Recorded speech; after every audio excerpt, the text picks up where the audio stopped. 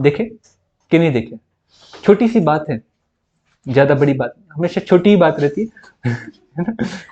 छोटे बच्चों वाला है, कैसा वाला बेटा? बच्चों वाला है, तो बच्चे तो पढ़ रहे हैं। बुजुर्ग हो क्या आप लोग? प्रिया बेटा बुजुर्ग, झुर्रिया वगैरह आ गया, ऐसा कुछ तो नहीं है? पक्का नहीं है? चल, वाला वीडियो अपलोड हो रहा होगा, ये रिकॉर्ड भी हो रहा होगा, है ना? अपलोड कर दीजिए। एक आता है मृदा परिच्छेदिका, सॉइल प्रोफाइल, शब्द आता है सॉइल प्रोफाइल। आपको बताते हैं, पहले उसके पहले एक जोनल मृदा और एक रहता है सब जोनल मृदा, या मंडली मृदा या उपमंडली मृदा, दो आपको बता देते हैं। सिंपल सिंपल शब्द है, उन शब्दों को थोड़ा सा याद रखिएगा, और शब्द याद रहेंगे तो बातें आपको आगे बढ़ते चलेंगी। मंडली मृदा, अमंडली मृदा या उपमंडली मृदा किसे कहा जाता है? एक रहता है मंडली मृदा, बच्चा क्लियर नहीं कर पाता है, बुक्स में भी नहीं रह पाता है। और एक रहता है, आप सविंदर सिंह को तो पढ़ते नहीं, केवल नमस्कार करते दूर से। हे प्रभु, आते रहना बस, है ना? समय समय पर जब भी जरूरत पड़े बुलाया तो बस आप भी हो बोल देना, हम भी हो बोल देंगे, बस आते रहना, मुलाकात होते रहे तो ज्यादा अच्छा। एक रहते उप मंडली मृदा, कौन सी मृदा आती है बेटा? उपमंडली मृदा, अलग अलग प्रकार की मृदा। तो ऐसी मृदा याद रखिए, ऐसी मृदा हमें पढ़ना क्या है? शब्द याद रखिए, मृदा परिच्छेदिका या सॉइल प्रोफाइल। किसे पढ़ना है? सॉइल प्रोफाइल, इसे पढ़ना है। तो सॉइल प्रोफाइल से ही दो चीज निकल कर आती है, मंडली मृदा और उपमंडली मृदा। तो ऐसी मृदा जिसका ऊर्ध्वाधर पूर्ण वितरण हो, ऊर्ध्वाधर, क्षैतिज नहीं, कैसे बेटा? ऊर्ध्वाधर पूर्ण वितरण हो, मतलब नीचे से लेकर ऊपर तक या ऊपर से लेकर नीचे तक पूर्ण वितरण और पूर्ण वर्णन, पूर्ण विकास का क्रम हो, तो उस प्रकार की मृदा को क्या कहता है? मंडली मृदा। और जिसका नहीं हो उसे क्या कहता है? चलिए, आया समझ में? अब सर विकास, पूर्ण विकास हो, अब तो इतना तो पता, विकास का मतलब टोटल मैच्योर हो। अब इसी बात को लेकर हम आपको बताते हैं सॉइल प्रोफाइल होता है क्या। अभी तक के आपने सॉइल के प्रकार को देखा, सॉइल की प्रकृति को देखा, ये बात सही है? आप लोगों ने जो सॉइल पढ़ा, क्योंकि ये बेटा लास्ट टॉपिक है, इसके बाद जो मंडे से शुरू होगा, मैं बोल रहा हूँ बच्चे छुट्टी ले लेंगे, और छुट्टी ले लेंगे क्रिसमस की, है ना? फिर न्यू ईयर की, बेटा कोरोना लग चुका है नाइट कर्फ्यू लग चुका है, तो छुट्टी वगैरह की तरफ मत जाइएगा। जाना तो नहीं बेटा, घर से तो भगाया गया है सर, यहाँ पर तो बैठाया तो पढ़ो ना। हमने मृदा को जो पढ़ा है, कोपेन का मॉडल, एक बार याद कर ली क्या? याद हो गया है क्या? पक्का याद हो गया? अब सब जन बोलिएगा, एक जन नहीं, नहीं तो बाकी सब क्या सर मन में बोल लिया था। क्यों सोनाली जी, क्या नाम है सोनी जी, मन में बोल लिया था? नहीं, चलिए अब बोलिए, ये कौन सी मृदा? अरे मृदा कौन सी, कौन सी मृदा? ये कौन सी मृदा? ये कौन सी? रेड? ये कौन सी? ये कौन सी? ये कौन सी? ये कौन सी? कौन है? मृत। ये कौन सी? ब्राउन चार। ये कौन सी? ये कौन सी? ये कौन सी? अविकसित क्यों है? क्योंकि कार्बनिक पदार्थ है क्या? नहीं। और है भी तो उसका विघटन हो पाए क्या? कार्बनिक पदार्थों का विघटन कब होता है? जब तापमान, तो यहाँ तापमान कम है तो विघटित है क्या? इस वजह से अविकसित मृदा यहाँ पर है। आ रहा है समझ में? ये कौन सा वर्णन हो गया? कौन सा वर्णन पढ़ा था? क्षैतिज। इसी के बाद में हमने कल पढ़ा था ऊर्ध्वाधर, याद आ रहा है? ऊर्ध्वाधर पढ़ा था तो तापमान का किसके साथ बेटा? अम्लीयता के साथ में। कैसा संबंध है? कैसा संबंध है? उल्टा संबंध है। तापमान ज्यादा होंगे तो अम्लीयता, और अम्लीयता ज्यादा होंगे तो तापमान अधिक होगा, ये बात पता है? अब अगर आपसे अगर कोई प्रश्न पूछेगा, कोपेन के मॉडल के अनुसार किस क्षेत्र की अम्लीयता सर्वाधिक होती है, तो बताओ। मृदा की अम्लीयता, हाँ अधिक होती है बोलता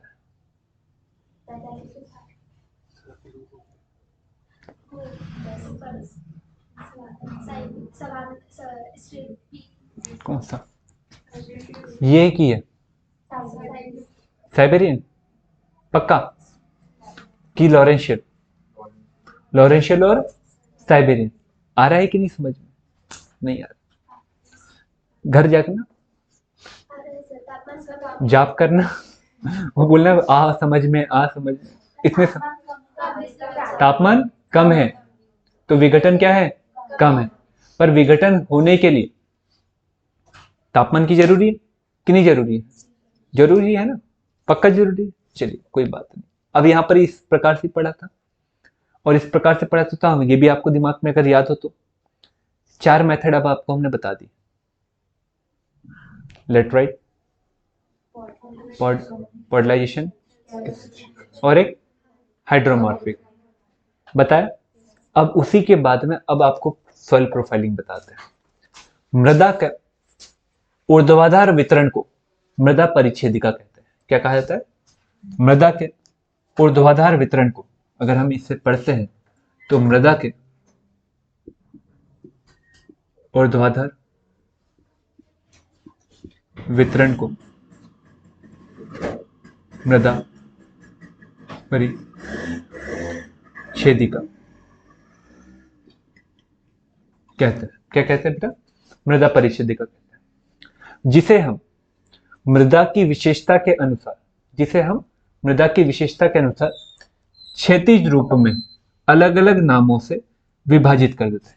किस रूप में विभाजित करते हैं? अलग अलग नामों से, जिसमें एक भाग आता है ए, एक आता है बी, एक आता है सी। हर एक का अलग अलग मतलब,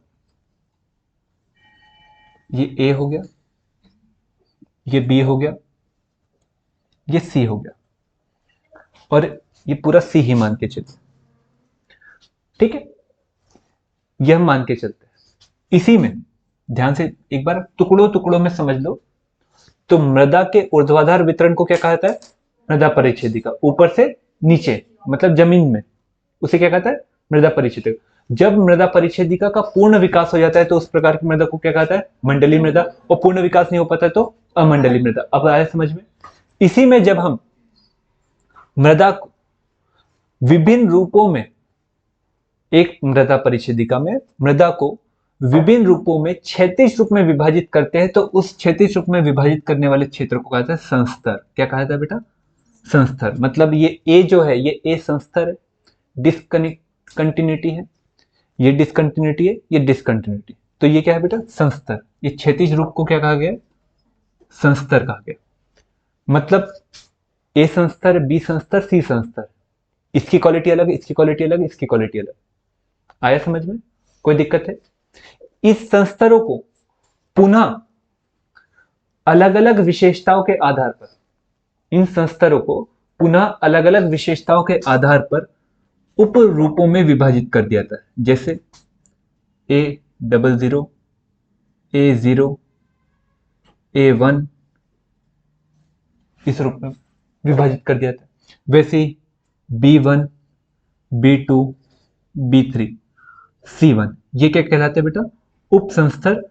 मतलब सॉइल प्रोफाइलिंग का तात्पर्य मृदा के ऊर्ध्वाधर वितरण से तो है, परंतु मृदा के ऊर्ध्वाधर वितरण में अलग अलग गहराई पर जाने पर अलग अलग विशेषता पाई जाती, तो उस वजह से इस सॉइल को हम अलग अलग संस्तरों में बांट देते हैं। यहाँ संस्तरों का तात्पर्य मृदा के क्षैतिज वितरण से, कौन सा? क्षैतिज खंड से है। और क्षैतिज खंड के आधार पर जब हम बांटते हैं तो ए, बी और सी के रूप में बढ़ता है। यहाँ पर ए, बी और सी जो है गहराई के पर जाने पर हर गहराई पर बदलता जाता है, जिस वजह से हमें ए को भी अलग अलग रूपों में बांटना पड़ता है, बी को भी अलग अलग रूपों में बांटना पड़ता है, सी को भी अलग अलग रूपों में बांटना पड़ता है, जिस वजह से हमें इन संस्तरों में कौन से उप संस्तर का भी विकास दिखाई देता है। किसका विकास दिखाई देता है? उप संस्तर का भी विकास दिखाई देता है। छोटी सी बात है, अभी तक के कभी पढ़े नहीं पढ़े तो पहली बार ही है, तो थोड़ा से बातों को याद रखिएगा। पहली बात याद है, मृदा के ऊर्ध्वाधर वितरण को क्या कहा जाता है? मृदा परिच्छेदिका। और मृदा परिच्छेदिका का जब पूर्ण विकास होता है तो उस प्रकार की मृदा को क्या कहता है? और पूर्ण विकास नहीं हो तो उपमंडलीय मृदा। अब ये पता है, तो अब इसी के बाद में जब हम आगे आए तो मृदा का जब ऊपर से नीचे की ओर जब हम वर्णन करते हैं तो विशेषता अलग अलग पाई जाती है। तो उस विशेषता के कारण हम उस क्षैतिज खंड को हम क्या कहते थे, संस्तर। और इस संस्तर में भी कई प्रकार से अलग अलग विशेषता मृदा की पाई जाती, तो हम क्या कहते हैं उसे, उप संस्तर। आया समझ में? यहाँ तक कि तो कोई दिक्कत नहीं, पक्का कोई दिक्कत नहीं। तो ये एक डायग्राम बनाकर एक साइड कर दीजिएगा।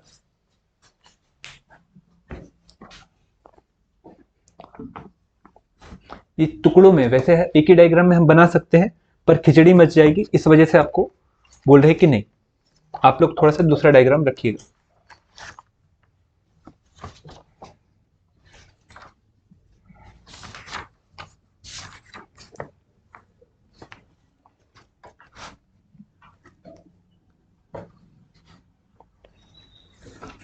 अरे आपने बनाया, बस हम इसकी परिभाषा बता रहे, ये डॉट लिखे भी ना ये अंदर का चलेगा।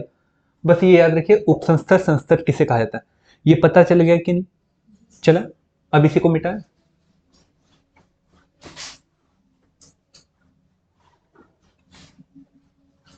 अब ध्यान से एक बार में एक बात को क्लियर करिएगा, फिर बाद में पूरा कंक्लूड करके टॉपिक क्या हो जाता है, एंड।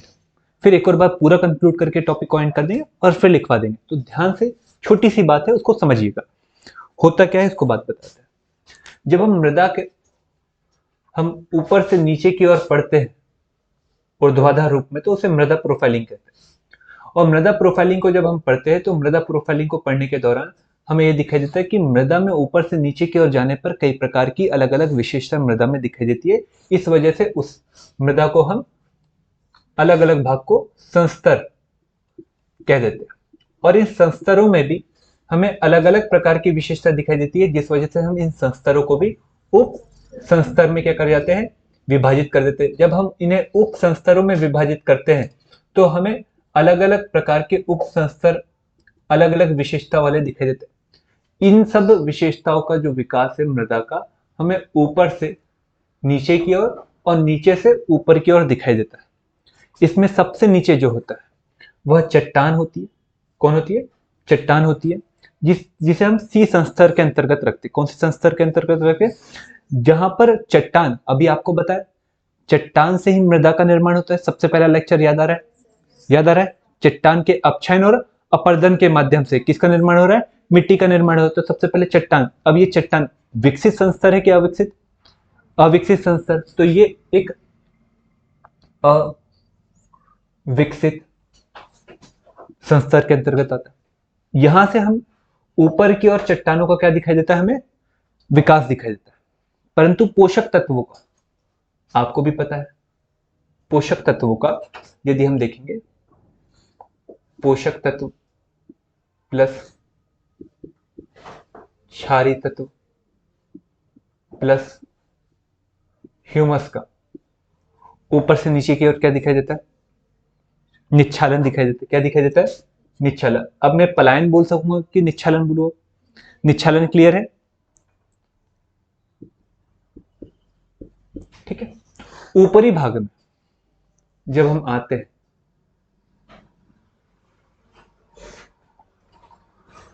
ऊपरी भाग में जब हम आते हैं तो मृदा की ऊपरी सतह में पेड़ पौधों की बहुलता के कारण उनके द्वारा गिराए गए फूल पत्तियों से हमें ऊपरी भाग में A0 संस्तर का विकास दिखाई देता है। कौन से जीरो का? A0 संस्तर का विकास दिखाई देता है। ध्यान से समझिएगा, पहले ध्यान से समझिए। A0 संस्तर का विकास दिखाई देता है और यह कार्बनिक पदार्थ होने के, कौन सा बेटा? कार्बनिक पदार्थ होने के कारण, और इस कार्बनिक पदार्थ का विघटन नहीं होने के कारण, विघटन नहीं होने के कारण मृदा का यह भाग कम उपजाऊ होता है। कम उपजाऊ होता है क्योंकि विघटन होगा तभी तो ह्यूमस बनेगा। ह्यूमस का निर्माण कब होगा? जब विघटन होगा कार्बनिक पदार्थों का। तो उसी के नीचे हमें विघटित कार्बनिक पदार्थ का संस्तर दिखाई देता है, जिसे हम कहते हैं A0। क्या कहते हैं? A0।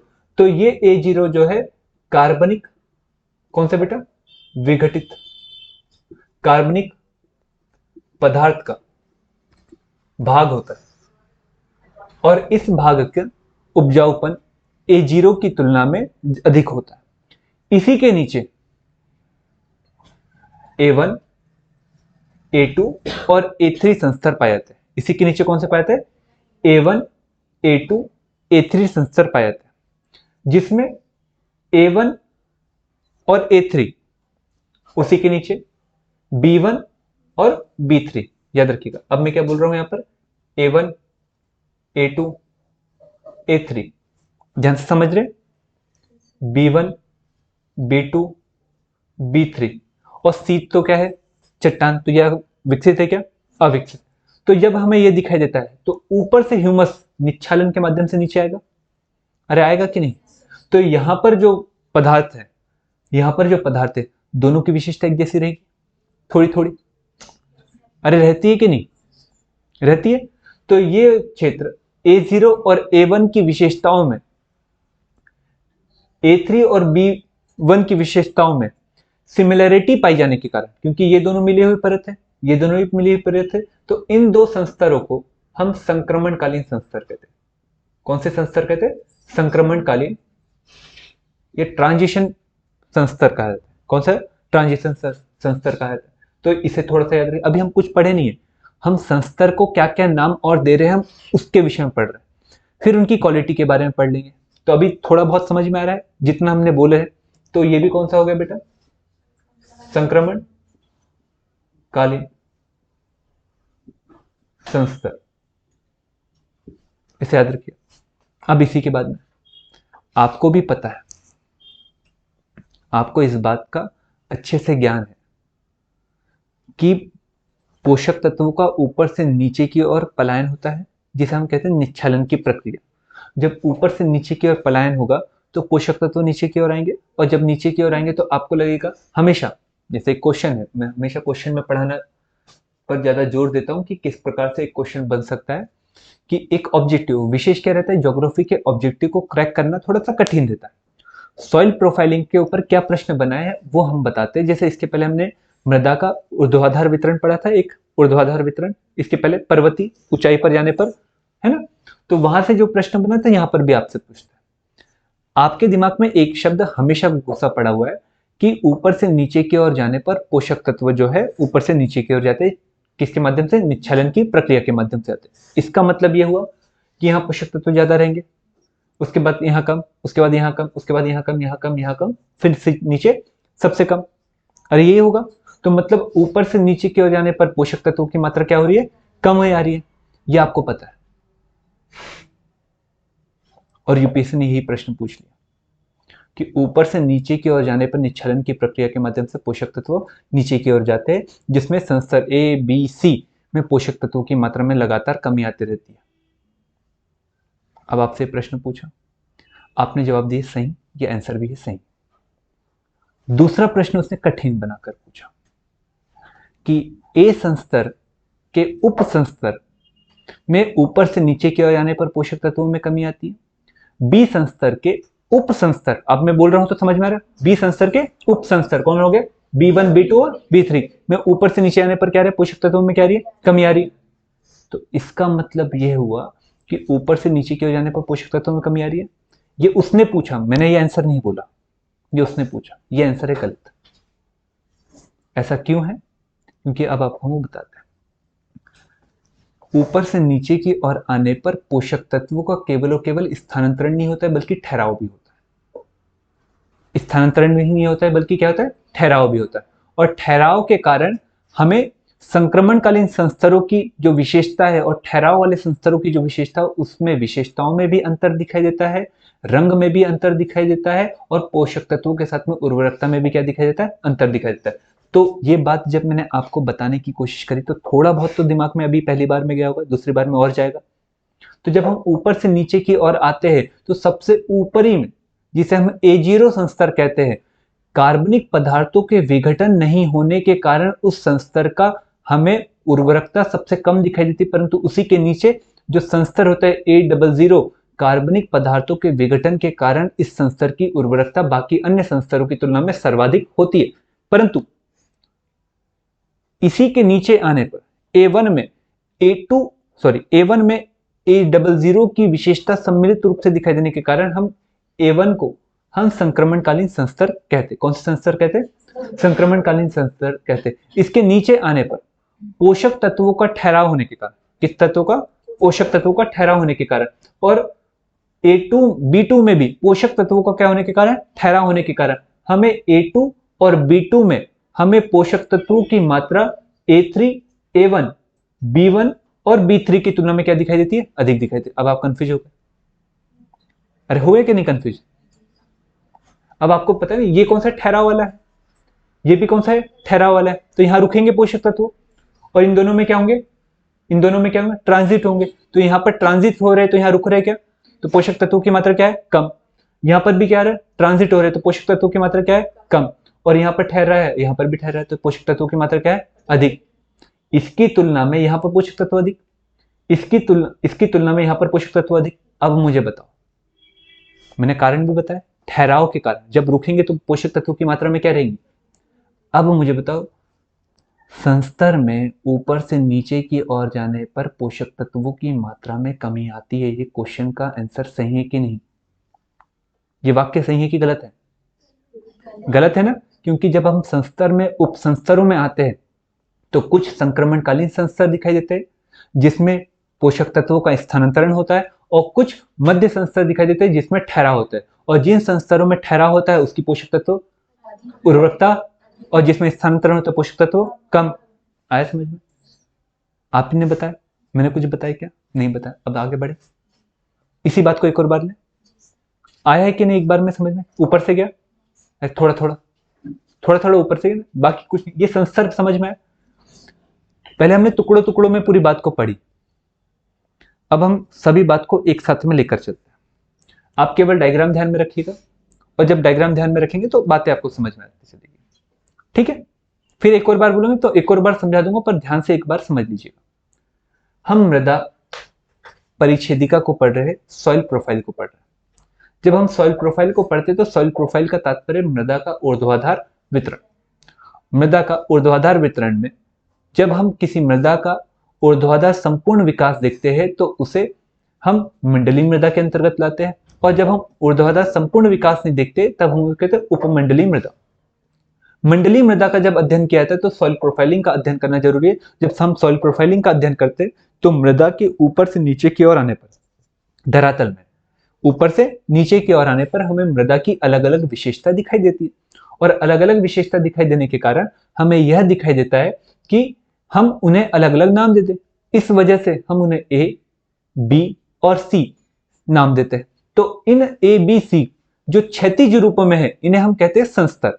परंतु जब हम ए, बी, सी इनको नाम देते हैं तो इनमें भी हमें अलग अलग विशेषता दिखाई देती है, जिस वजह से हमें उप संस्तरों का फिर निर्माण करना पड़ता है, जिसमें हम कहते हैं A1, A2, A3, B1, B2 और B3 और C क्योंकि पूरी तरह से चट्टान है तो यह एक अविकसित संस्तर की श्रेणी में आता है। परंतु जब हम ऊपर से नीचे की ओर आते हैं तो निच्छालन की प्रक्रिया के माध्यम से पोषक तत्वों का नीचे की ओर जाना होता है, इस बात में कोई दो राय नहीं। परंतु यह कहना कि भैया ऊपर से नीचे की ओर आने पर पोषक तत्वों की मात्रा में कमी होती है, यह बात पूर्णतः उचित नहीं है, क्योंकि संस्तरों में भी कुछ ठहराव के संस्तर है तो कुछ ट्रांजिशन संस्तर है। जहां पर ट्रांजिशन संस्तर है वहां पर दो संस्तरों की विशेषता मिलीजुली पाई जाती है, और वहां पर पोषक तत्व कम दिखाई देते हैं, और जहां पर ठहराव होते हैं वहां पोषक तत्व अधिक दिखाई देते हैं। तो हमें A2 और B1, B2 में हमें A1 और A3 की तुलना में A2 में, और B2 में B1 और B3 की तुलना में पोषक तत्व क्या दिखाई देता है? अधिक। आया समझ में? यही बात तो है। डायग्राम समझ में आया? आप कभी भी लिख सकते हो, अब मैं लिखवा सकता हूं। कुछ नहीं बेटा, A2 में और A3 में, A2 में और A3 में, A2 और B2 में हमें पोषक तत्वों की मात्रा अधिक दिखाई देती है, क्योंकि उसका कारण है यहां पर खनिजों का रुकना। मेरी सामान्य भाषा में, तो आप भी रुकना मत लिखिएगा, मैं जो लिखवाऊंगा उसी भाषा को लेकर चलिए, नहीं तो आप भी लिख दोगे रुकते हैं सर यहाँ पर। ये तो ठीक है, मेरी लैंग्वेज के हिसाब से ठीक है, परंतु इस बात को थोड़ा सा याद रखें। आया समझ में बेटा? काले जी ना, थोड़ा बहुत इधर बेटा। हाँ हाँ, वो नहीं समझ में नहीं, क्योंकि उसका उतना रेलिवेंस है नहीं। A1 A2 A3। A1 क्या है? ऊपर।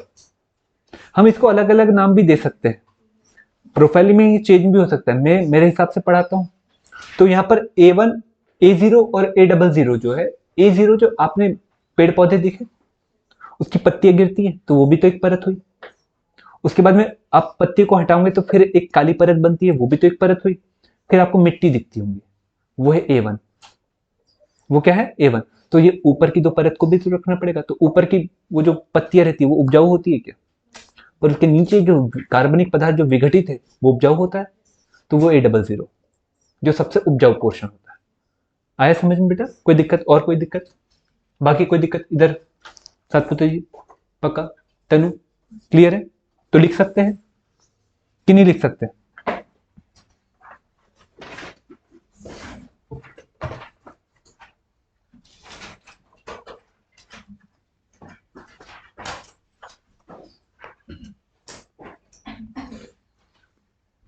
ठीक है, बढ़े आगे। चलिए, वो बातें पूरी लिख ली है आप लोगों ने जो इसमें है। चलिए,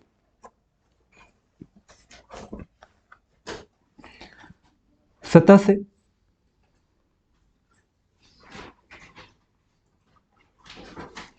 सतह से आधारभूत चट्टानों तक,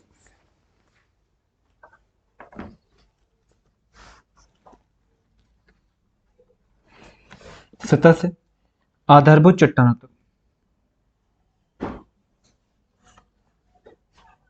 चट्टानों तक के ऊर्ध्वाधर काट को, के ऊर्ध्वाधर काट को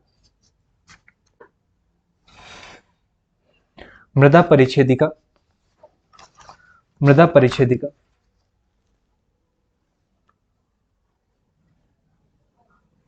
कहते हैं, कहते हैं।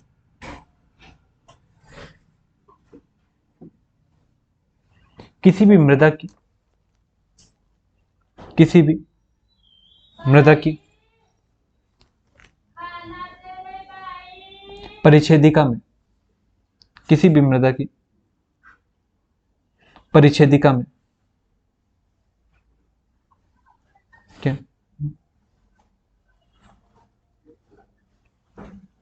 जिन क्षैतिज परतों का, जिन क्षैतिज परतों का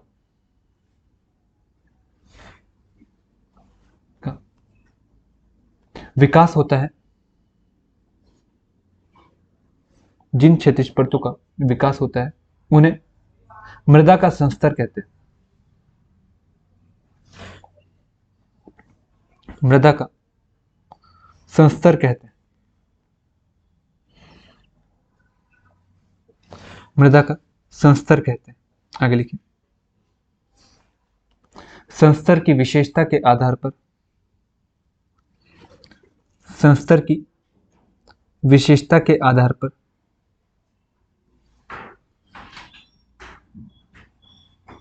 आधार पर मृदा की विशेषताओं का वर्णन किया जाता है।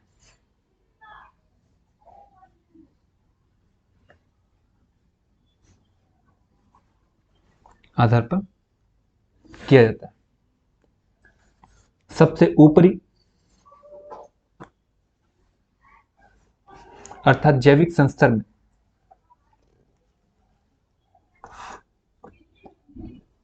संस्तर में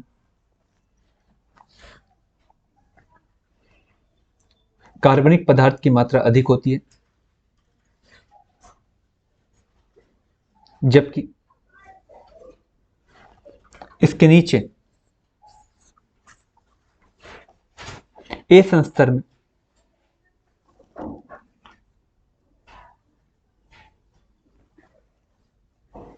ए संस्तर, जबकि इसके नीचे ए संस्तर के जिस उपसंस्तर में,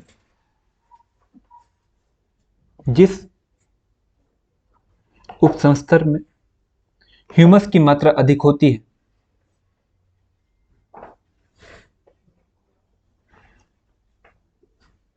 उसे A1 उपसंस्तर कहते हैं।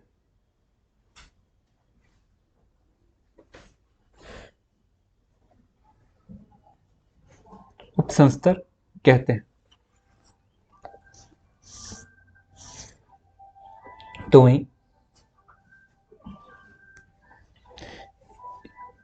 A3 एवं B1 संस्तर में मिली जुली विशेषता पाए जाने के कारण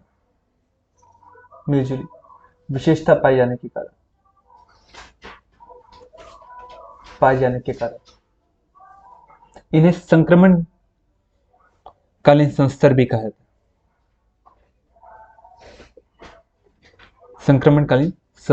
जाता है। तो वहीं B3 एवं C संस्तर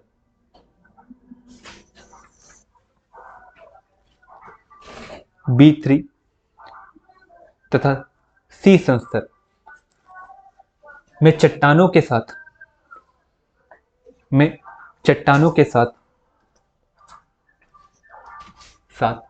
मिट्टी भी पाए जाने के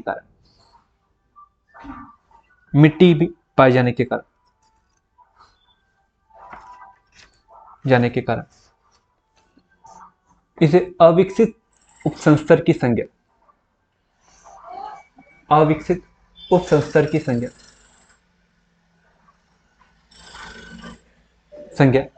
दी जाती। पैरा चेंज करिए। जब हम ऊर्ध्वाधर रूप में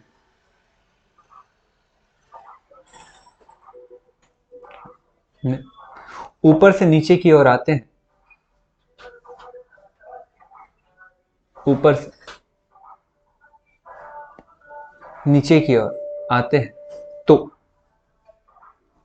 तो पोषक तत्वों के ठहराव और स्थानांतरण के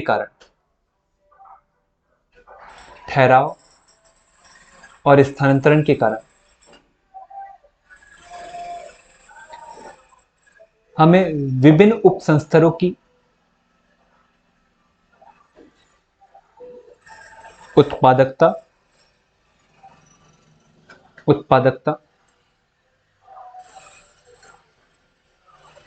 एवं गाढ़ेपन में बदलाव दिखाई देता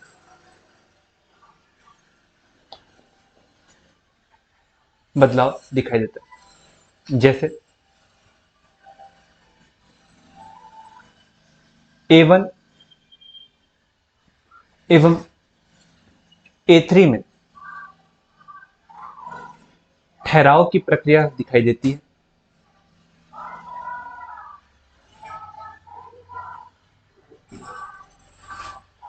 जिस वजह से गाढ़ापन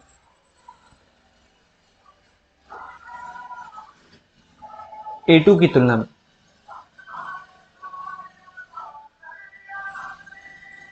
में अधिक होता है, जिस वजह से गाढ़ापन अधिक होता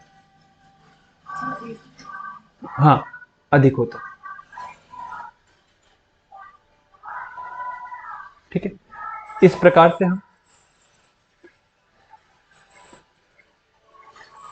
मृदा का संपूर्ण वर्णन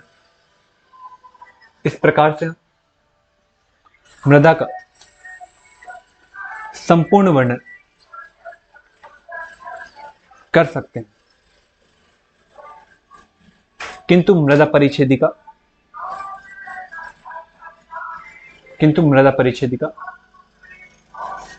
एक आदर्श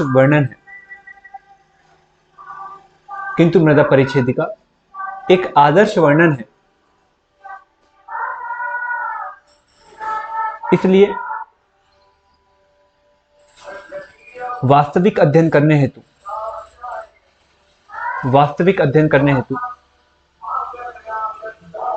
मानवीय प्रभावों को भी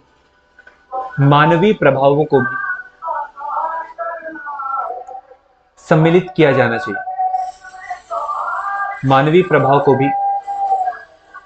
सम्मिलित किया जाना चाहिए। मतलब ये शब्द क्यों बोल रहे हैं? जैसे वर्तमान में यूरिया का उपयोग मानव खुद कर रहा है, डीएपी का उपयोग कर रहा है, ये आदर्श वर्णन है, ऐसा होना चाहिए। परंतु मानव क्या कर रहा है? यूरिया, डीएपी से लेकर खाद सबका उपयोग कर रहा है। तो इस वजह से अब कई कई संस्थानों में जहां पर ऊपर नहीं होना चाहिए पोषक तत्व, पर वहां पर पोषक तत्व दिखाई दे रहे। तो जब अगर आप सॉइल प्रोफाइलिंग का आदर्श वर्णन करना चाहते हो तो ठीक है, पर जब आप सॉइल का रियल में अध्ययन करना चाहते हो तो आप जरूर मानवीय प्रभाव का भी क्या करिए, उसको सम्मिलित करिए और उसके बाद में अध्ययन करिए, तब आपकी सॉइल प्रोफाइलिंग अच्छी होगी। क्योंकि वर्तमान में जैसे जैसे एग्रीकल्चर एरिया बढ़ते जा रहा है, वैसे वैसे सॉइल प्रोफाइलिंग का जो आदर्श वर्णन है वो हटते जा रहा है। इस बात को थोड़ा सा याद रखेंगे कि ऊपर से आएगा नहीं आएगा। हमने कल एक मैप बोला था बना के रखिएगा, आप लोगों ने बनाया होगा, बनाया है? चलिए मैं चेक कर सकता हूँ कि, चलिए निकाल के रखिएगा।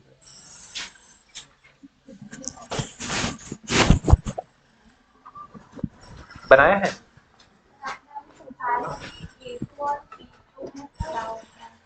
ये लिखवा दिया था क्या? ये समझा दिया था? हमने यहाँ पर क्या बोल दिया था? ये ठहरा होता है। अरे नहीं नहीं नहीं नहीं, हमने ये बोल दिया है ना, यहाँ पर ठहराव नहीं होता है, यहाँ स्थानांतरण होता है, यहाँ ठहराव होता है। हाँ, ये ट्रांजिशन पीरियड है, यहाँ पर विशेषता पाई जाती है। टंग से निकले, दिमाग में वही चल रहा था। ठहराव यहाँ पर होता है, यहाँ पर होता है, और यहाँ नहीं होता ना यहाँ होता है। हमारे से ये निकल गया था, हमारे से ये नहीं नहीं नहीं नहीं, यहाँ पर है बेटा, ये दोनों संक्रमणकालीन, संक्रमणकालीन का मतलब है दो विशेषता मिलना। यहाँ पर बहता है, यहाँ पर बहता है, और यहाँ बहने के कारण यहाँ पर ठहराव नहीं हो रहा है, यहाँ रुक रहा है, यहाँ रुक रहा है। तो ये ज्यादा उपजाऊ है, ये ज्यादा उपजाऊ है, परंतु ये उपजाऊ नहीं है। हमने पूरा वो वैसा बता दिया, और मेरे दिमाग में अभी तक के वही चल रहा है, और उसी हिसाब से मैंने लिखवा दिया। A1 80 में ठहराव नहीं, हमारे दिमाग में वही चल रहा है, मैं टंग से निकल गया। रखिए पक्का जो लिखा है वही लिखा है ना? आपने क्या लिखा है? रुकिए पहले हम बता देते हैं। यहां पर जो है बहाव है, यहां जो है ठहराव है, यही तो समझाया हमने।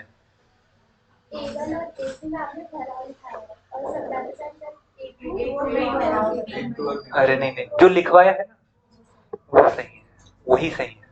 सॉरी सॉरी सॉरी सॉरी, हमारे दिमाग में वही चल रहा था, और हम आराम से बड़ा माहौल में जी रहे थे, है ना? यहाँ पर लिखिए ठहराव, यहाँ पर ठहराव लिखिएगा, ये संक्रमणकालीन, ठीक है, ये संक्रमणकालीन, ये ट्रांजिशन, और ये भी ट्रांजिशन। यहाँ पर बह रहा है, यहाँ पर अपवाह हो रहा है, इस वजह से इसका रंग क्या है? कम है। A2 और B2 ठहराव नहीं, ठहराव नहीं, बहाव, बहाव। अरे हमारे दिमाग में तो पूरा वही चल रहा था अभी तक, हम वही पढ़ा रहे हैं। Sorry sorry sorry sorry.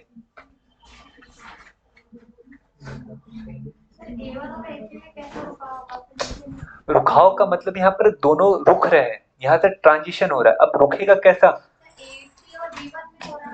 आप पन्नी लिखिए, आप पन्नी रखिए, या फिर दो प्रकार की मिट्टी को रखिएगा, एक मिट्टी दूसरी मिट्टी, दोनों को रखिएगा। जब आप एक ही प्रकार की मिट्टी को रखोगे ना, तो देखिए पानी पूरा सरसराते नीचे चले आएगा। पर जब अलग अलग प्रकार की मिट्टी को जब एक जगह पर रखोगे तो देखिएगा वहां पर रुक जाएगा। आप एक बार करके देखिएगा। और ये हमने कैसे बोल दिया ये शब्द? हाँ, आपने जैसा लिखा है वैसा एक बार पास में समझा दीजिए तो हमने वो समझ में आए। चलिए ठीक है, हमारे दिमाग में हमेशा वही चला कि हम वही समझा रहे हैं। अब आपको फिर से बता देते, कुछ ये संक्रमण का टंग से सच में निकल गया क्या ये? अरे यार इतना बड़ा ब्लंडर हो गया। नहीं नहीं नहीं नहीं, रुकिए 2 मिनट में। A1 A2 नहीं, A00 और A0। A0 में पत्तियां वगैरह है, ये तो हमने सही बोले थे। A00 में ह्यूमस है, अरे ह्यूमस है A00 में, कार्बनिक पदार्थों का विघटन हो रहा है। A0 जो के बाद A00 के बाद में A1 है। A1 में पूर्णतः विकसित ह्यूमस है, इस वजह से इसका गाढ़ापन ज्यादा है।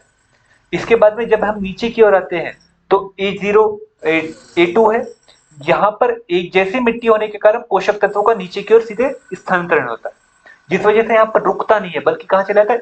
A3 में जाता है और A3 में जाकर रुक जाता है। तो यहाँ पर रुकने के कारण हमें A2 की तुलना में A3 में हमें गाढ़ापन ज्यादा दिखाई देता है, और B1 और A3 की एक जैसी संरचना होने के कारण उसे कहते हैं संक्रमणकालीन संस्तर। और वहीं पर जब हम B2 में आते हैं तो B1 से B3 तक के पदार्थों का स्थानांतरण होने के कारण B3 की तुलना में B2 में हमें कम गहरापन दिखाई देता है। ये बोला था ना हमने, अरे यही तो बोला था हमने, ये नहीं बोला था, क्या बोल दिया था? A2 में और B2 में ठहराव बोल दिया। अरे कितना डायग्राम भी वैसे ही बना दिया। A3 में रुकेगा नहीं, A3 में रुकेगा, B1 में रुकेगा और B3 में रुकेगा। बस क्या बोल दिया हमने, वर्ड कहाँ निकल गया हमारे, गलत हो गया ये तो बहुत गलत हो गया। नहीं नहीं नहीं, बहुत गलत हो गया ये। यहाँ पर रुकेगा बेटा, यहाँ रुकेगा, हाँ तो गड़बड़ हो जाता पूरा टॉपिक। हाँ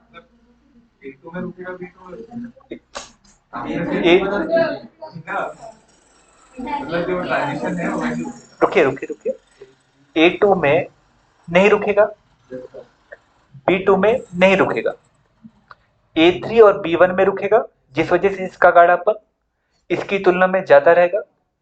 B2 का गाढ़ापन A3 की तुलना में कम रहेगा, क्योंकि यहां पर भी रुक रहा है, यहां पर भी रुक रहा है, यहां पर भी रुक रहा है और यहां पर रुक रहा है।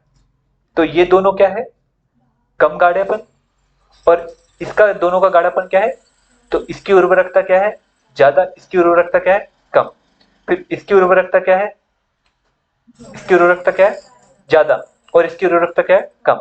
यही तो कहे हम, ये नहीं कहे। अरे अभी ये हम यही सोच के फिर लिखा है कैसे, और दिमाग में तो देखिए लिखा है भी हम A3 लिख, A1 A3 हमने लिखवाया ना, हम पूरे दिमाग में वही चल रहा है और अभी भी चल रहा है वही डायग्रामेटिकली। सॉरी सॉरी सॉरी, है ना, सॉरी हो गया, दिमाग में इधर उधर तार चले गए हमारे, है ना, सॉरी। इधर तो सही बोलते हैं ना मंडली, हाँ एक साथ मोबाइल को नहीं चलाना था, मोबाइल को हमने मैसेज देख लिया, उस वजह से शायद गड़बड़ हो गया। चलिए सॉरी सॉरी, उसके लिए हम सॉरी कहते, थोड़ा सा गड़बड़ हो गया। सच में प्रिया बेटा सच सच बता दो, हम वीडियो देखेंगे आज जाकर कि हमने क्या पढ़ा है, इसको देखना पड़ेगा ना, क्योंकि टंग स्लिप होती नहीं है, कभी कभार वो सन में हो जाता है, जैसे 1900 की जगह 1700 बोलना रहता है, तो कभी कभार क्या होता है 1900 निकल जाता है। सॉरी सॉरी, चलिए, पर आज बहुत बड़ा ब्लंडर हो जाता, पर अच्छा हुआ हमने लिखवाते समय में हमारा दिमाग, क्यों घूम रहे थे ना, जब हम घूमते तो हमको बड़ा मजा आता है, और जहाँ घूमते नहीं है एक जगह रहते तो फिर क्या होता है, फिर गड़बड़ हो गया, आज ये तो गड़बड़ हो गया। थोड़ा सा ध्यान में याद रखिएगा, फिर अगर नहीं भी आएगा तो फिर हम आपको और बता देंगे। हाँ अच्छे से आ गया ना, चलिए ठीक है, आज प्रोफाइलिंग का ही आंसर दे देंगे, ठीक है। चलिए कल आप वो जो हमने बोला था मैप को पढ़कर आइएगा, तो आप लोग मैप को पढ़कर आए होंगे, बनाकर भी लाए, तो अभी चेक करेंगे, पहले इंडिया का देखते हैं। भारत में मृदा का क्षेत्र का वर्णन, कौन सा, भारत में मृदा के क्षेत्रों का वर्णन, क्या हो? घर जाना है, पक्का नहीं है, अब तो टेंशन, ऐसा नहीं, बैठो बैठो, ठीक बैठो, टाइट बैठो, है ना, सुस्त सुस्त बैठते, जैसे आज तो बच्चे सोए नहीं है, किसी सच में टीचिंग तो नहीं चल रही है इससे, नहीं चल रही है ना, नहीं तो आंखें खोलकर सोने की बहुत गूढ़ रहस्य है, बहुत तपस्या करने के बाद ही मिलता है, उसने हमें बताया था, है ना निशांत बेटा, ऐसा तो नहीं है, पक्का नहीं है, चलिए, है ना, सॉरी, उसके लिए हम सॉरी कहते हैं, ठीक है। नहीं भी आया तो फिर हम एक और बार आ गया है ना, पक्का, सच में ब्लंडर हो जाता, अगर वो लिखाते नहीं हो तो फिर तो वही हो जाता, और तुम लोग लिखते भी वही, और मैं आंसर काट देता, मैं पक्का आंसर काट देता ये बात में आप वो मत लगाइए ना, दिमाग में वही चल रहा था। देखिए, चलिए भारतीय मृदा,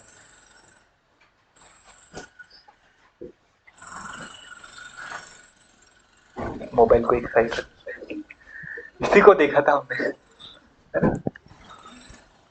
और वाइब्रेशन वाला हो गया तो आजकल वो बजता है तो दिमाग उधर ही चलेगा। सॉरी सॉरी, गलत हो गया।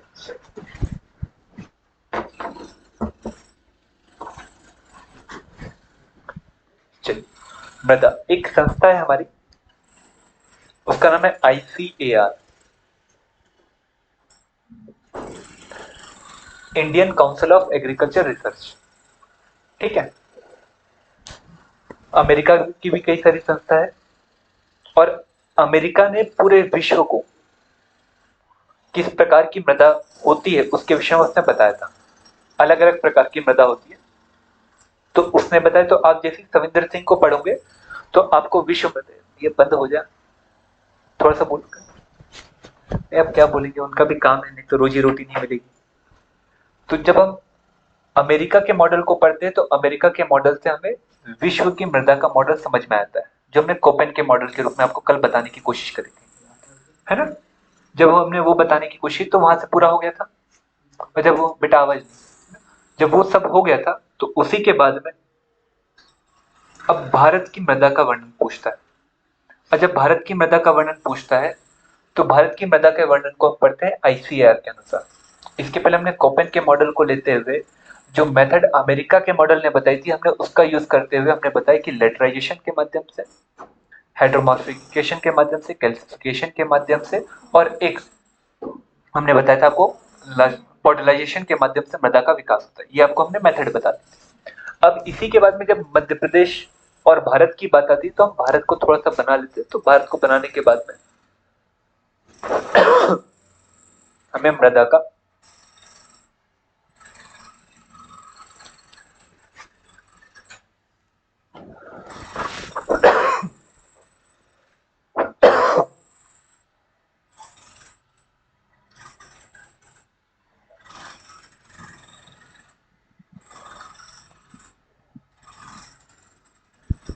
हमारा भारत है। अब आप भारत को देखने के बाद में आपको बुलाएगा भारतीय मृदा का वर्णन कीजिए। अब भारतीय मृदा का वर्णन करना है तो कभी मैप बनाकर आप बता सकते हो, और मैप के अलावा आप दो प्रकार से मृदा को बता सकते हो। जब आप भारतीय मृदा का वर्णन करोगे तो दो प्रकार से मृदा का वर्णन कर सकते हैं, एक स्थिर मृदा और एक गतिशील मृदा।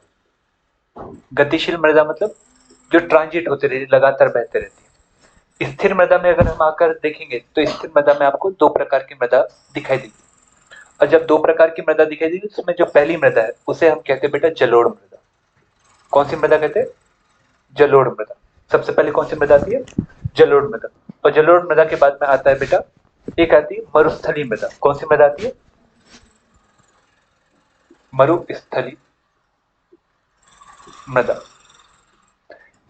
तो याद रखें कौन सी मृदा बेटा? गतिशीलता। क्या गतिशील का मतलब है? एक जगह नहीं रहती, ये लगातार विकसित होते रहती है। और जब लगातार विकसित होते रहती है और एक स्थान से दूसरे स्थान बहते रहती है, जैसे जलोढ़ मृदा का विकास जो है प्राय नदियों के माध्यम से होता है, और जो मरुस्थली मृदा रहता है उसका बहाव हमेशा हवा के माध्यम से होता है, क्योंकि कण कैसे रहते हैं? एक साथ जुड़े नहीं रहते बल्कि विखंडित प्रकृति के रहते हैं। तो वहीं पर जब हम आते हैं स्थिर मृदा के ऊपर, तो स्थिर मृदा के ऊपर जब हम आकर देखते हैं तो यहाँ पर हमें दो प्रकार की मृदा दिखाई देती है। एक रहती है बेटा मंडलीय मृदा, और एक दिखाई देती है उपमंडलीय मृदा। तो याद रखिए मंडलीय मृदा, और एक आती है उप मंडलीय मृदा। अब आपको पता है मंडलीय मृदा क्या क्या है? जिसका ऊर्ध्वाधर वर्णन हो, अगर नहीं हो तो उपमंडलीय मृदा। मतलब जिसकी सॉइल प्रोफाइलिंग अच्छी हो तो वही कौन सी मृदा होगी? अगर आपको ये सब देखना है तो आप अपने घर के कुएं को देख सकते हो, जो कुआं बंधा हुआ नहीं है। बांधा हुआ मतलब बोला था जिसको हमने क्या करा, वो रिटर्निंग वॉल जो बनाते हैं हम, वो वॉल नहीं बनाओ तो आप अपने आप मृदा परिच्छेदिका को देख सकते हो। और कुआं खोदना वहां बंद करा जाता था पहले जहां पर पत्थर लग जाते थे, और पत्थर लगे तो कुआं खोदना बंद कर देते। पर आजकल पत्थर को भी क्या कर देते, फोड़ देते। क्यों? क्योंकि पानी की क्या है, कमी। तो आप उसको जब देख लोगे तो वो भी एक मृदा परिच्छेदिका का ही वर्णन। तो आप देखिएगा कभी जैसे पहाड़ों को भी देख रहा हूँ मैं, या फिर आप कभी गड्ढा खोदते हुए देखोगे तो आपको अलग अलग रंगों की मृदा दिखाई देंगी, और एक जगह पर पूरी मृदा पूर्णतः विकसित होते हुए दिखाई देंगी, मतलब अलग अलग पूरे स्ट्रक्चर बन जाएंगे, A1, A2, A3, B1, B2, B3 और C1। C1 क्या हो गया? चट्टान। तो जब ये बन जाता है तो कौन सी मृदा कहलाती है? मंडलीय मृदा। और मंडलीय मृदा में आता है तो इसमें आपको दिखाई दे लाल मृदा और लेटेराइट मृदा। कौन सी मृदा बेटा? लाल मृदा। और कौन सी मृदा है? लेटेराइट मृदा। ये कौन सी मृदा होगी बेटा? मंडलीय मृदा। कभी अगर ऑप्शन में आए तो बता। उसी बात में एक उपमंडलीय मृदा आती है। कौन सी? उपमंडलीय मृदा या अंतःमंडलीय मृदा। इसमें अलग अलग प्रकार की मृदा, इसमें एक आती है बेटा काली मृदा। अब आपको पता है काली मृदा का विकास कैसे होता है, तो एमपी पढ़ेंगे तो वहां पर बता देंगे, यहाँ पर भी बता देंगे काली मृदा का विकास कैसा होता है। उसी के बाद में दूसरी जो मृदा आती है उसे हम कहते हैं पीट मृदा। पीट मृदा। कौन सी मृदा? पीट मृदा। और एक आती है बेटा पर्वतीय मृदा।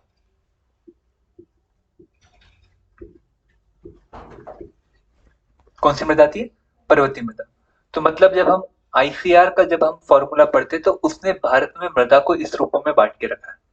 जब इस रूप में बांट के रखा है तो आपको छोटी सी बात पकड़ के चलनी पड़ेगी। छोटी सी बात, ज्यादा नहीं। ये भारत है, इस भारत का अगर हम दूसरा रूप बना दें छोटा सा, तो आपको छोटी सी बात आपको बताते चल जाएंगे। आपने ज्योग्राफिकल टाइम स्केल हमारे से पहले पढ़ा है, याद आ रहा है?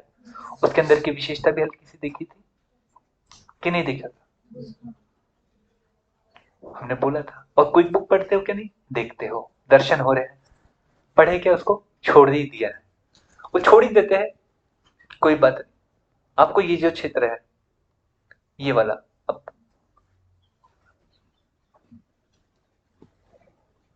ये हिमालय क्षेत्र है। कौन सा रीजन आ गया बेटा? ये हिमालय रीजन आ गया। अब एक छोटी सी बात बता रहे हैं, वर्णन करते हैं, समझा रहे हैं, फिर एक एक करके पूरी बातों को बताते चले जाएंगे। ये क्षेत्र हमारा कौन सा है? हिमालय क्षेत्र। और हिमालय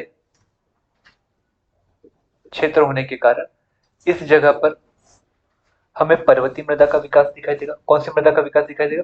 और पर्वतीय मृदा कैसी बेटा? उपमंडलीय मृदा। ठीक है। इसी के बाद में ये नीचे का जो क्षेत्र है, यहां से ये वाला पोर्शन, बेटा तबीयत तो ठीक है? उसी के बाद में ये जो नीचे का क्षेत्र है,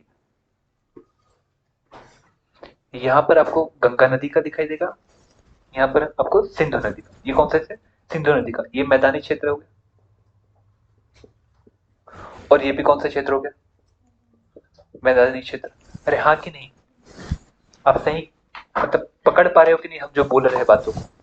अब ये मैदानी क्षेत्र हो गया तो यहाँ पर आपको दिखाई देगा ये मैदानी क्षेत्र, ये मैदानी क्षेत्र, और यहाँ पर आपको जो मृदा दिखाई देगी वो गतिशील दिखाई देगी, और नदी के माध्यम से रहेगी तो कौन सी मृदा? जलोढ़ मृदा। कौन सी मृदा दिखाई देगी? तो यहाँ पर भी कौन सी मृदा रहेगी? जलोढ़ मृदा।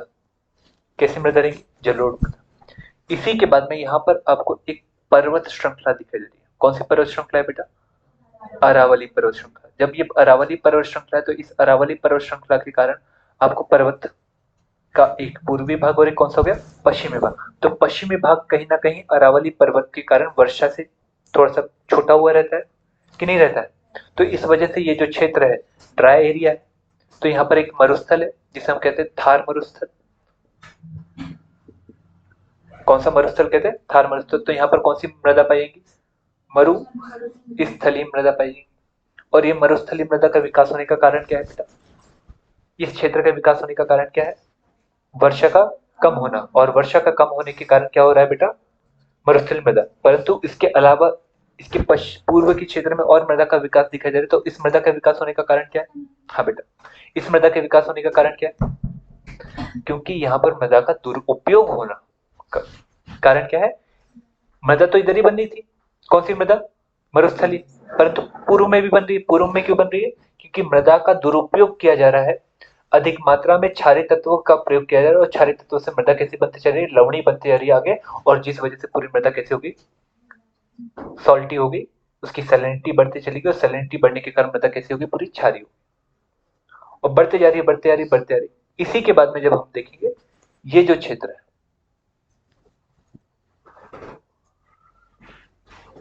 इसे कहते हैं हम दक्कन का पठार। पूरा नाम क्या है बेटा? दक्कन का पठार। पढ़े हो कि नहीं आप लोग? अरे आप लोग को पढ़ा है ना। अब उसी के आधार पर हम यहाँ पर अब नहीं बता रहे कुछ, अब यहाँ पर हम कुछ नहीं बता रहे हैं। अब जो डायग्राम है अच्छे से बना के रखिएगा और बातों को समझ। अब दक्कन के पठार को पढ़े थे तो अब उसका विभाजन भी करे थे। जब दक्कन के पठार को पढ़े थे तो हमने अलग अलग रूपों में बांटा था। आपको अगर छोटा सा याद हो तो, याद आ रहा है थोड़ा सा? तो हमने एक भाग को बांटा था ये केंद्रीय उच्च भूमि, याद आ रहा है? पूर्वी पठार, आ रहा है कि नहीं आ रहा है? इसी के बाद में ये क्या था? दक्कन ट्रैप, अरे आ रहा है? पश्चिमी घाट, पूर्वी घाट और पूर्वी तट, अरे आ रहा है? बेंगलोर, मैसूर का क्या था? पठार, ये पूरा आंध्र का पठार। उत्तर में कौन सा? तेलंगाना। और दक्षिण में कौन सा? रायलसीमा। अरे आ रहा है कि नहीं पूरा समझ में? ये पूरा क्षेत्र है। अब यहां पर देखो, इस पूरे क्षेत्र का विकास कार्बोनिफेरस युग में, कौन से युग में बेटा? कार्बोनिफेरस युग, याद आ रहा है? कार्बोनिफेरस युग, टूटन हो रही है, वैगनर का सिद्धांत, याद आ रहा है? कार्बोनिफेरस युग में इस क्षेत्र का टूटन हुआ और यहाँ पर शांत दरार प्रकार की ज्वालामुखी क्रिया। कौन सी दरार प्रकार की? अब शांत प्रकार द्वारा दरार प्रकार की ज्वालामुखी क्रिया होगी तो उस वजह से यहाँ पर हमें ज्वालामुखी के माध्यम शांत प्रकार की होगी तो यहाँ पर हमें बेसाल्ट चट्टान बनते हुए दिखाई देंगी। और बेसाल्ट चट्टान जब ऊपर की ओर बनती है बहुत तेजी से, आपको भी पता है जब लावा बहुत धीरे धीरे गर्म होता है तो कठोर चट्टान बनती है, और जब लावा जल्दी जल्दी हो तो भंगुर होता है, और उसी से काली मृदा का क्या होता है? तो मतलब जहां जहां पर जल्दी जल्दी ज्वालामुखी क्रिया होगी वहां वहां पर काली मृदा के प्राप्त होने की संभावना क्या होगी? तो ये जो क्षेत्र है इसी में केंद्रीय उच्च भूमि, अरे हाँ केंद्रीय उच्च भूमि, समझ में आ रहा है? तो केंद्रीय, मैं डायग्राम में एक बार समझा दे फिर इधर भी आकर बता दूंगा। जब केंद्रीय उच्च भूमि में देखे थे तो हमने यहाँ पर मेवाड़ का पठार, याद आ रहा है? जिसे हथौड़ी का प्रतीक था। उसी के बाद में यहाँ पर मालवा का पठार दिखा था। उसी के बाद में हमने यहाँ पर चंबल नदी क्षेत्र जो है उसे पकड़ा, बुंदेलखंड का क्षेत्र उसे पकड़ा, बघेलखंड का क्षेत्र उसे पकड़ा, नर्मदा घाटी क्षेत्र उसे पकड़ा, सतपुड़ा क्षेत्र उसे पकड़ा, ये था।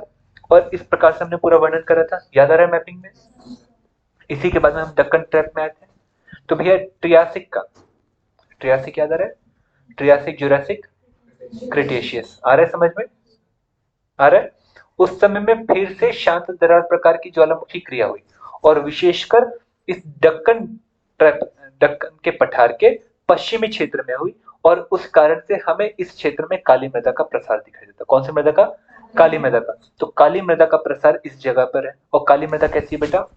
उप मंडलीय मृदा। तो इस क्षेत्र में आपको कौन सी मृदा विशेष रूप से दिखाई देती है? ये मालवा के पठार में, और ये महाराष्ट्र के क्षेत्र में कौन सी मृदा दिखाई देती है बेटा? काली मृदा। इसी के बाद में जब हम यहाँ पर आते हैं, यहाँ पर कौन सी नदी है? चंबल। ये कौन सी नदी है? और नदियों के माध्यम से जिस मृदा का निर्माण किया था वो कौन सी रहती है? जलोढ़ मृदा। और जलोढ़ मृदा कैसी है बेटा? गतिशील। तो यहाँ पर कौन सी मृदा दिखाई देगी? जलोढ़ मृदा। तो यहाँ पर लिखिए जलोढ़ मृदा।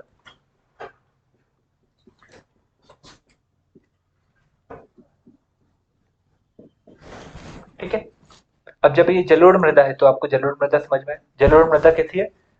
गतिशील। उसके भी अलग अलग प्रकार है, उसको भी बताएंगे। अभी तो केवल हम भारत में कौन सी कहां कहां पर है इस बात को देख रहे हैं। अब इसी के बाद में जब इस क्षेत्र में आते हैं तो इसको भी हमने 3 भागों में बांटा था। अरे बांटा था। ऊपर में कौन था? उसके बाद नीचे कौन था? ये कौन सा क्षेत्र है? अरे बुंदेलखंड। कौन सा है? और बुंदेलखंड में ग्रेनाइट की नीस पाए थे, नीस पाए थे, ग्रेनाइट और नीस पाए थे। और ग्रेनाइट और नीस कैसी चट्टान है? ग्रेनाइट आग्नेय चट्टान है और नीस कैसी चट्टान है? कायांतरिक चट्टान है। कैसी चट्टान है? कायांतरिक, मेटामॉर्फिक है। तो इस प्रकार की चट्टान का जब अपक्षयन होगा, अपघटन होगा, तो कैसी मिट्टी बनेगी? लाल। Fe है इसमें? अरे लावा में क्या होता है? Fe होता है, और Fe अगर अधिक होगा, चट्टान कैसी बनेगी? लाल बनेगी। तो यहाँ पर कैसी चट्टान बनेगी? लाल प्रकार की चट्टान। तो आपको इस क्षेत्र में लाल मृदा का अधिक मात्रा में प्रसार दिखाई दे। कौन सी मृदा का बेटा? लाल मृदा का। और लाल मृदा कैसी है बेटा? एक मंडलीय मृदा इस क्षेत्र में। इसी के अलावा आप इस क्षेत्र में आओगे तो यहाँ पर भी आपको लाल मृदा का, यहाँ पर विशेष रूप से मिश्रित मृदा का विकास दिखाई देगा। कौन सी मृदा का? मिश्रित। और ये जो क्षेत्र है, ये मालवा का क्षेत्र है, और मालवा के क्षेत्र में कौन सी मृदा पाई जा रही है? काली मृदा पाई जा रही है। अब इसी के बाद में नीचे आइए, आप नीचे आइए। आप जब नीचे आओगे तो भैया तापमान भी तो मैटर करता है कि नहीं मैटर करता है? तापमान भी तो मैटर करता है, और तट भी तो मैटर करता है। तो तट के पास में कौन सी मृदा पाई जाएगी? पीठ मृदा। कौन सी पाई जाएगी? पीठ मृदा, जिसके जल सोखने की शक्ति क्या रहती है? कम। क्या रहती है? अंतःस्पंदन की प्रक्रिया क्या होती है? कम। तो यहाँ पर पीठ मृदा, यहाँ पर भी कौन सी मृदा रहेगी? पीठ मृदा। अब बीच के क्षेत्र में आओ, ये क्षेत्र को पकड़ो। यहाँ पर कौन सी नदी बह रही है? यहाँ महानदी। यहाँ पर कौन सी बह रही है? ये कौन सा क्षेत्र है? पूर्वी घाट, पूर्वी पठार। और पूर्वी पठार में कौन सा? छत्तीसगढ़ बेसिन। तो कौन सी नदी बह रही है? और नदी बह रही है तो कौन सी मिट्टी होंगी? जलोढ़ मिट्टी। तो आप लगाओ जोड़ो। आया समझ में? यहाँ पर बेटा बेलाडीला है, बेलाडीला क्षेत्र है, और बेलाडीला क्षेत्र है, और यहाँ पर बेलाडीला क्षेत्र होने के साथ तापमान भी अधिक है, और यहाँ पर Fe ज्यादा पाया जाता है। तो मतलब यहाँ पर कौन सी मृदा रहेंगी? लाल मृदा। कौन सी मृदा रहेगी? लाल मृदा। लाल मृदा की जल सोखने की क्षमता क्या रहती है? कम। तो ये कैसा क्षेत्र रहेगा? सूखा। ये भी क्षेत्र कैसा रहेगा? सूखा। आया समझ में? तो सूखा वाला क्षेत्र कैसा? मृदा से निकल जाएगा। अरे आप बता पाओगे सूखा वाला क्षेत्र कैसा? मृदा से निकलेगा कि नहीं? जहाँ काली मृदा रहेंगी वहां पानी, जहाँ लाल मृदा रहेंगी पानी कम। आप खुद बता रहे हो कि मैं बता रहा हूँ? आप खुद बताओगे, मैं थोड़ी, है ना? अभी थोड़ा सा गड़बड़ हो गया, अभी दिमाग उसी में गया है कि मैं सच में वो बोला था क्या। पूरा दिमाग अभी उधर ही लगा है। ये कौन से मृदा क्षेत्र हो गया बेटा? जलोढ़ मृदा। तो बनाइए। ये रफ रफ नहीं है बेटा, ये पूरा भारत का डायग्राम के हिसाब से हम समझाने की कोशिश करें, जिस रूप में हमने आपको मैपिंग बताई थी उस रूप में, और उसी रूप में बताते हुए फिर हम जलोढ़ मृदा पर आकर आपको छोड़ देंगे। इसी के बाद ये जो क्षेत्र है, यहाँ पर आपको खनिज पदार्थ से लेकर सभी तत्व दिखाई देंगे। जब खनिज पदार्थ से लेकर जब सभी चीजें दिखाई देंगी, तो यहाँ पर मिश्रित मृदा आपको दिखाई देगी। कैसी मृदा? मिश्रित। अलग अलग प्रकार की मृदा, आपको सभी चीज यहाँ पर दिखाई देगी। जब सभी चीज यहाँ पर है, तो इसी के बाद में यहाँ पर कौन सी मृदा दिखाई देगी? लाल मृदा। अब इसी के बाद में नीचे आइए, नीचे आइए। जब नीचे आऊंगे तो ये भी तो क्षेत्र बेटा वो वाला क्षेत्र, कुद्रेमुख वाला क्षेत्र, धारवाड़ चट्टाने। और धारवाड़ चट्टाने बेटा आर्कियन चट्टान के अपक्षयन और अपरदन से बनी, जिसमें Fe की मात्रा क्या होती है? तो यहाँ पर कौन सी मृदा रहेंगी? तो ये भी सूखा क्षेत्र है। अरे कह सकते हो कि नहीं? परंतु इसके बीच में एक नदी बहती है गोदावरी, एक नदी बहती है कृष्णा, एक नदी बहती है कावेरी। तो मुझे बताओ इन जगह पर कौन सी मृदा? तो उसके नीचे में वेंगई इस क्षेत्र में लगातार आते हुए मानसून और जाते हुए मानसून से वर्षा होती है। तो कौन सी मृदा? लेटेराइट मृदा। अरे भैया पानी ज्यादा गिर रहा है तो पोषक तत्व तो नीचे की ओर जा रहे हैं, पोषक तत्व नीचे की ओर जा रहे हैं, तो मृदा कौन सी बनेगी? लेटेराइट बनेगी। बेटा भराव थोड़ी हो रहा है, जल भराव होगा तो ना, भराव थोड़ी हो रहा है। पानी गिर रहा है तो पानी गिरने के कारण अम्लीय तत्व ऊपर रह जा रहे हैं, पोषक तत्व। तो कौन सी मृदा का विकास दिखेगा? आया समझ में? अगर वो मैप नहीं पढ़े होते तो ये बनता। तो मतलब मैप पढ़ना क्या है? काली जी के दिमाग में सर पक्का बताओ कंप्लीट कर दोगे कि नहीं? दिमाग में आ रहा है काली जी? आ रहा है, आना तो चाहिए। बहुत कुछ छूट गया, ऐसा लग रहा है कि आइट सेट वाले बोलर है। दिमाग में से आता है, आता है यार हमें नहीं बन रहा, मत होने दो। कॉन्फिडेंस 2 दिन में जहां से चल रहे हैं ना वहां से बनना चाहिए, वहां से बनना चाहिए। वो कंप्लीट नहीं करवाए तो हमें कहना कि सर आपने कंप्लीट नहीं करवाया। और ये भी कह रहे हैं भैया आप हमेशा बैठ सकते हो, ये मैंने ऑन रिकॉर्ड भी कह रहा हूँ, सबके सामने भी बोला, तो फिर क्या दिक्कत है? आपको भी कहा है ना, वायकर जी आपका भी था कि सर 3 साल क्या करेंगे, कोचिंग करेंगे, है ना? हवन करेंगे तो यहाँ कोचिंग करेंगे। ये बात को याद रखेंगे कि नहीं याद रखेंगे? निशांत सोए तो नहीं? आजकल निशांत सोता नहीं है, ये तो पहले निशांत में क्यों, सही कह रहे हो वर्मा जी, पहले निशांत ने झपकी लगाई, हाँ उस, तो ये थोड़ी सी मजा समझ में। अब इसी के बाद ये अगर देखते हो तो उसी के बाद में एक और मृदा आपको समझाने की कोशिश करते हैं, जलोढ़ मृदा। ये मृदा पता चला?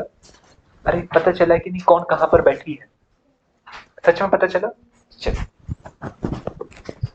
एक नदी निकलती कहां से? पर्वत से। अरे कहां से निकलती है? अरे पर्वत से निकलती है। वर्मा जी, वर्मा जी नहीं है, सोए जी, हो जाता है देखो, ये ऐसा ही हुआ होगा। हम कह रहे हैं ना, ये हम पूरे इतने, मैं सही मतलब बहुत आज खुश था, एक ही बार में समझ में आ गया, और लास्ट में पता चला कि यार हम कुछ कहे, बच्चा एक ही बार में समझ, सर एक और बार, मैं इतना खुश होकर समझा रहा लिखा रहा था, तो ब्लेंडर हो गया पूरा दिमाग में। सोनी जी टेंशन में तो नहीं? नदी कहां से निकलती है? पर्वत से, पक्का? पक्का पर्वत से निकलती है? ताप्ती कौन से पर्वत से निकलती? चलिए कोई बात नहीं, ये तो बना। अब आगे बढ़े, जलोढ़ मृदा, हमने जलोढ़ मृदा तो बता दी, पर हर जलोढ़ मृदा जो है वो उपजाऊ नहीं होती। तो जलोढ़ मृदा जब निकल बनती है तो उसको बनने का एक फ्लो रहता है, और उसको हम आपको बताते चलते हैं। तो थोड़ा सा चले क्या, इसको मिटाने की गुस्ताखी कर सकते हैं? पक्का? एक और बार हम देख ले कहीं पर हमने गलत तो नहीं लिखा है ना? नहीं, तो हम पूरा ध्यान, हमने मोबाइल अंदर रख दिया है, पूरा ध्यान अब,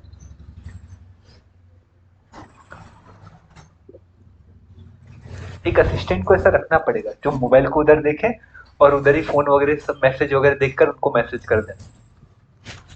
नहीं, लोगों को क्या लगता है कि मैं फ्री हूं, तैयारी तो कर रहा हूँ, कोचिंग तो पढ़ा रहा है, फ्री है, वो मैसेज नहीं मारा तब, तब बहुत जरूरी काम था, अब थोड़ी काम है।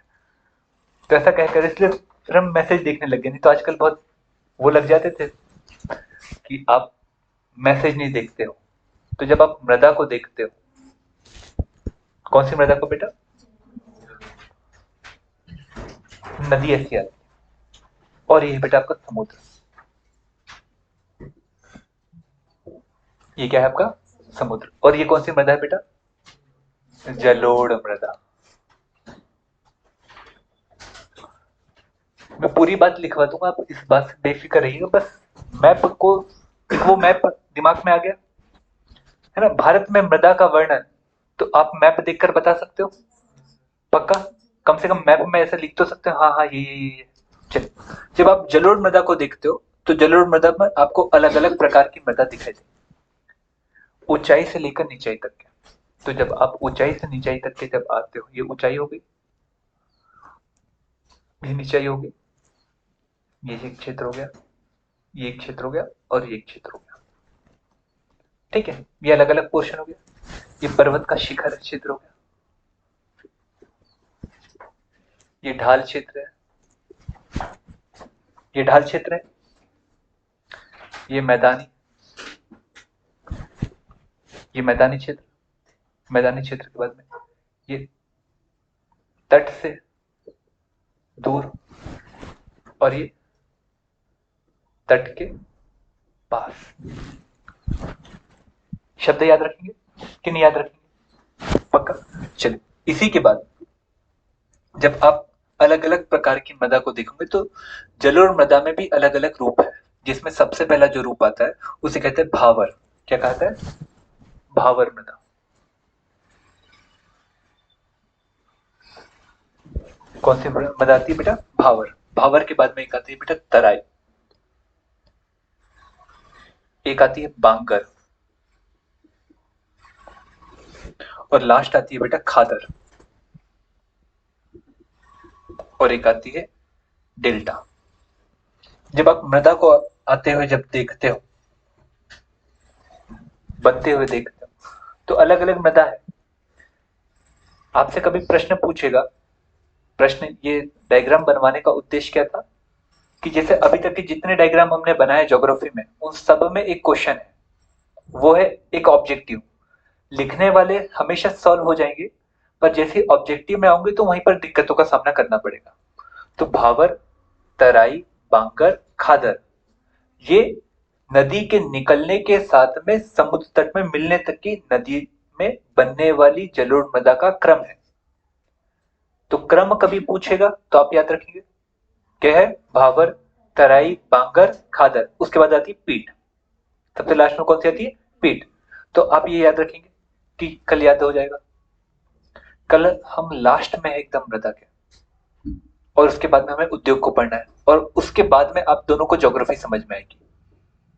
आ रहा है समझ में? अब मतलब डिमोटिवेट जैसा लगता है ना, डिमोटिवेट कारण क्या है, 20 टॉपिक में थे। जैसे थोड़ा सा प्रशासन समझ में आता होगा, है ना, गवर्नेंस थोड़ी बहुत समझ में आती होगी, हिस्ट्री थोड़ी बहुत समझ में आती होगी, पर ये नहीं समझ आया क्योंकि 20 टॉपिक में ही था एकदम से। तो कल हम इसी के बाद में आगे की ओर आपको पढ़ाते चलेंगे। पहले वो लिखवा भी देंगे, नहीं पहले इसको समझा देंगे, फिर लिखवाते हुए मृदा को क्या करेंगे, एंड करेंगे, और मृदा के बाद में किसे शुरू करेंगे, औद्योगों को।